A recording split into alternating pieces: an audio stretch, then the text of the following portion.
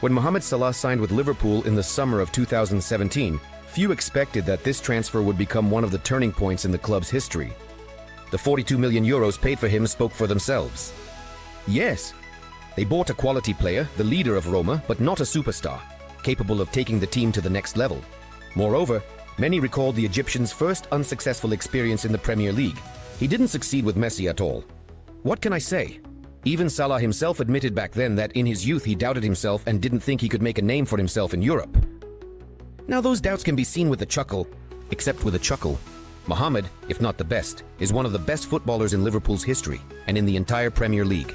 A great forward who, even at 32 years old, maintains an incredible level. Although Salah's greatness is not just in his extraordinary level of skill. Few, even among incredibly talented players, manage to reinvent themselves in the final stages of their careers. In this way, Mo's path is similar to Messi's. Both in their youth would tear down the wing and create results through a combination of speed and dribbling. But the years go by, and it's impossible to stay young forever, so you have to change your playing style and bring something new into it to stay on top. Now we can say that Salah has handled this transformation just as well. Messi... No, he hasn't moved to the center of the field. He still formally plays on his favorite right wing. But this is no longer that curly-haired Mo from his early years in the Premier League. We dare to suggest that it was this evolution that allowed Liverpool to play such powerful football this season. Arne Slot's team is rightly called the strongest in Europe at the moment. The arguments are simple. First place in the Premier League and in the overall stage of the Champions League. Salah has always been at the center of any success for the Reds in recent years, but this season is special for him and for all of Anfield. Gone are the days when Salah used his incredible athleticism to terrorize the defensive lines of the Premier League. Now he shows just how special of a player he is.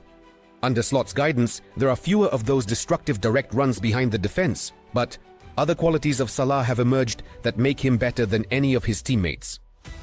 No, Salah is still great with his signature moves. His goals against Bologna and Brighton after cutting inside were reminiscent of his early days on Merseyside. But now the Egyptian has become completely unpredictable. If before, when he made those cuts, everyone expected him to find the moment to shoot with his left foot, now he is capable of delivering a stunning pass to a teammate. The match against Bologna is particularly telling. In the second half, Salah took a shot to the far post, and in the first half, from almost the same position, he delivered a gorgeous lob pass to McAllister, and he can drop deeper and pull off such beauty, like he did in the game against Fulham. We're used to seeing such candy-like passes from Trent or De Bruyne. But Salah is creating magic right now. Not worse than them. Let's break down the specific details of the game a bit later. The episodes we've highlighted only show how much more mature and versatile of a player he has become. As Salah has aged and adapted his playing style, he has learned not just to score stunning goals. Plus he passes, but also positively influences his teammates. Mo admits, "What has changed in my approach? Actually, everything is routine. I just step onto the field and focus as much as I can. I understand what victory means for the fans and the city, so I always try to help the team and score goals." What can I say, my kids are now Scousers. They even have a Liverpool accent. And yes, over the years I've changed a lot as a person. Now I feel like I know a lot about the game. I'm more at ease now because I understand football better than I used to. Plus, I control my emotions more effectively. And I try to set a good example for the young ones. We didn't just start for no reason. An analysis of the updated version of Salah with a focus on mentality. We believe that this is a key factor, without which everything else would be impossible. Mo realized that his legs weren't as fast anymore, but he tempered his selfishness, reassessed his views, lowered his ego, and accepted a new role. And football rewarded him for this with even greater successes and thrills from his game than before. The arrival of Arne Slot as Liverpool's coach brought noticeable changes to the team's playing style, which Salah had to adapt to after many years of Jurgen Klopp's intense approach. Salah acknowledges these changes, stating, "Now we try to control the ball all the time. Before, it wasn't the #1 priority, because under Jurgen Klopp, most of the time we were trying to counter-attack or press back. So far, the new model is working well for all of us, so I hope we keep moving in this direction." This evolution of tactics requires a mental adjustment, especially for a player who has spent so many years perfecting his game. A different style. However, Salah's adaptability is one of his greatest strengths, and he found a new version of himself in the new system. It's important to note that Salah's evolution didn't start with Slot. Later, when we analyze the statistics, we'll see that the changes started several years ago. Here's what Klopp said. Young Mohamed Salah was an incredibly fast player who constantly made runs behind defenders. Over time, he had to adjust to the circumstances, and he adapted very well. But the playmaker was more likely Roberto Firmino. We don't really need two players on the flanks in deep positions. Everything is a bit different now, especially when Darwin Núñez is playing. Now we have another fast player. So it changed Salah's role. He's smart enough to adapt to that. And at every stage, he was a world-class player. Slot, in turn, emphasizes another trait of Mohamed, his diligence. It also rightly points out the progress of his attacking partners. The word from Arna. Salah, the word extraordinary is something I've often heard since he moved to England. He really deserves it. I don't think Salah continues to surprise us because we know what kind of player he is. And we understand what he's capable of. Moreover, he works hard for the team, even when the opponent has the ball. But I'll also add that when he scores, it doesn't just happen by chance. There are other players who set him up for scoring opportunities. It's important that a special chemistry has developed between Salah and Slot. Many doubted whether the coach would be effective without experience. Working in the top 5 leagues is an authority for Mohamed and other veterans of Liverpool who have seen it all in football. In the end, the Egyptian had conflicts even with Klopp. But so far, everything is going amazingly, and Salah is clearly impressed with the new coach's skills. Before I started working with Arne Slot, I didn't expect him to be that good. I'm not at all surprised that he got this job. He has a great understanding of the details and sees the little things perfectly. He doesn't show selfishness when he makes mistakes. The coach pays more attention to the details, trying to change things up for each opponent. Moreover, he has a strong character and he loves to compete. He always says everything straight to your face. I think it's very important for the players to know what the coach wants, and he really explains everything very clearly. The moment of understanding between Salah and Slot is very important. First of all, he emphasizes Mohamed's maturity once again. He didn't show off or assert his rights with the new person in the club. Instead, he accepted his role. During his 6 months at Liverpool, Slot established himself as a coach. Top level, and Salah's amazing form is undoubtedly, in part, his achievement. Physical condition. Before we move on to tactics, let's note one more important factor. Salah has kept his body in excellent physical shape throughout his football career, but you've probably noticed how he's bulked up over the past few years. In June 2024, he turned 32 years old, and so this aspect plays an increasingly important role in his longevity in football. Yes, Salah may have lost some of his speed, but he is still capable of sprinting across half the field. Moreover, pressing remains an important part of Liverpool's concept. When in the slot, Salah defends a little lower, which saves his energy. But at the same time, after selection, he is obliged to turn on turbo mode and rush forward. So, being in perfect shape is essential. People like Cristiano Ronaldo and even Salah's former Liverpool teammate James Milner have been playing at a high level for a long time. After turning 30, thanks to his careful treatment of his body, Salah is the same. There's a story that one of the slot's assistants called the Egyptian's shape phenomenal after he passed the test during pre-season. Salah returned from vacation not just without any extra weight, but ready to run for 90 minutes. In every match, here and now. Of course, it involves regular trips to the gym. This helped Salah build a fantastic muscle structure that allows him to feel confident in physical battles. But it's important that Mohamed doesn't overdo it with the muscle. At his height of 175 centimeters, it's important to maintain balance so as not to compromise his speed, which naturally decline with age, and the Egyptian has definitely found the right approach to his body. In England, there was even an article that explored Salah's secret. Mohamed shared that he has 2 rooms at home dedicated to recovery and training. Besides the usual gym equipment, there's an expensive cryotherapy machine that relieves muscle tension at temperatures as low as minus 130 degrees. And also a hyperbaric chamber, which helps to saturate the blood and tissues with oxygen. Here's what Salah himself says. I guess I'm one of those who spends the most time at the training ground. It's a necessity. I'm not trying to be the most diligent. If training is at 3, I'll arrive 2 to 3 hours beforehand and leave an hour and a half after it's over. At the training ground, we, along with the medical staff and the fitness coach, pay attention to minor injuries, bruises, and areas of muscle tension. This attention helps to avoid injuries. I work out in the gym for about an hour. Then I go to group training. After that, I can swim, take a hot or cold bath, or go to the sauna. Before I leave, I have a snack. I talk a lot with our nutritionist. She makes a big contribution to our work. Even on vacation, Salah doesn't relax. He pedals, swims, practices rowing, and does gymnastics. He doesn't give himself any breaks, even during Ramadan. During the holy month for Muslims, Mo trains in the gym at night or early in the morning before sunrise.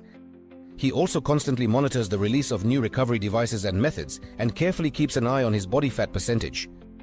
At home, I spend time with my family, and when the kids go to bed, sometimes I go to the gym to work on details, like flexibility or leg mobility. My wife complains that I spend more time with the gym equipment than with her. Another thing about Muhammad is his diet. He has his own personal chef who is responsible for preparing all the necessary dishes. So that the football player can perform at his best, the Egyptian eats broccoli with almost every meal, as well as vegetables, fruits, and nuts. But sometimes he treats himself. He loves dishes from his home country called koshari. It's a mix of fried rice, pasta, legumes, onions, and tomato sauce. In 2022, Salah talked more in detail about his favorite foods and shared what he prefers. There are ways for quick recovery of the body's resources. Take notes, it might come in handy for you too. Do you want me to reveal a secret? The perfect abs are made in the kitchen, not in the gym. I realized this myself when I changed my diet. The body changes right away. Food is the most important thing. The gym, in second place. I prefer broccoli, sweet potatoes, fish, chicken, and definitely salad. When I go to a nice restaurant in London, I order sushi. I eat pizza at most once a month. I won't hide it, I love hamburgers, but I almost never eat them because I feel heavy afterward. But one thing to avoid is sugar and bread. If you're going to have bread, it's better to choose gluten-free, eat less dairy, and have more fish and vegetables. It's interesting that Salah also influences his Liverpool teammates. Harvey Elliott mentioned that during preseason, Mohammed saw 2 pieces of bread on his plate and advised him to give it up.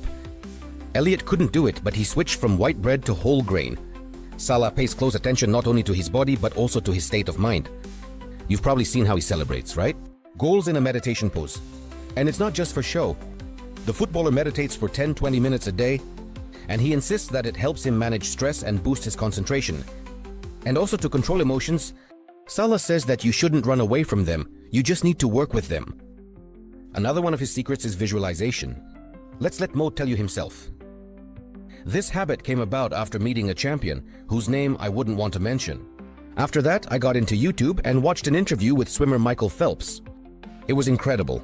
He talked about how visualization changed his career and life. He would spend hours visualizing the perfect swim, and in the end, he won everything. Now, after waking up, I sit on the edge of the bed with a straight back. I close my eyes and imagine what I want to achieve. I visualize the sensations. I imagine the winning goals, the strikes, the exact movements I'm making. And you know, when such a situation arises in real life, I don't even need to think. I've already played those moments in my head. It was like that in the match against Manchester City when I scored a beautiful goal. When you visualize something, there's a high probability that it will happen, but you need to work hard, not just lie around, imagining things and waiting for everything to come to you. Then, when a similar situation arises, you don't feel like you're facing it for the first time anymore. Your mind kind of says, oh, you've seen this before. And that feeling of calm allows you to do everything without stress. You know that doing something for the second or third time is easier than the first. Well, and one more piece of advice from Mona Posledok. He emphasizes the importance of being methodical. Meditation, visualization, training, healthy eating. It's important to do all of this not just from time to time, but every day. And then the results will definitely come. Well then, let's get straight to football. First of all, Mohammed is fully focused on every moment and makes the most of his opportunities. Secondly, the areas from which he takes shots have changed a bit. Do you remember Slot's words about how Salah is helped by his teammates? That's the plain truth.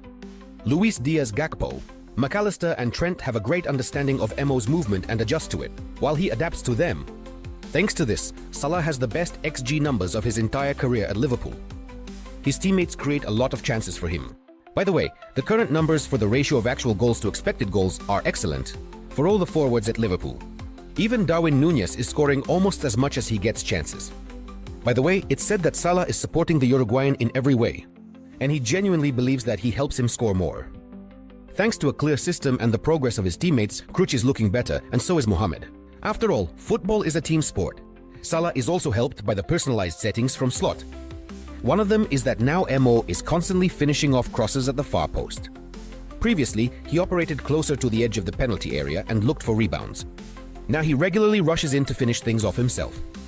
And it's not always necessary for him to take the shot. Salah can also set up his teammates with layoffs along the byline. Here's a telling moment. The trend is that he picks up the ball in the holding midfielder position, while Salah provides width.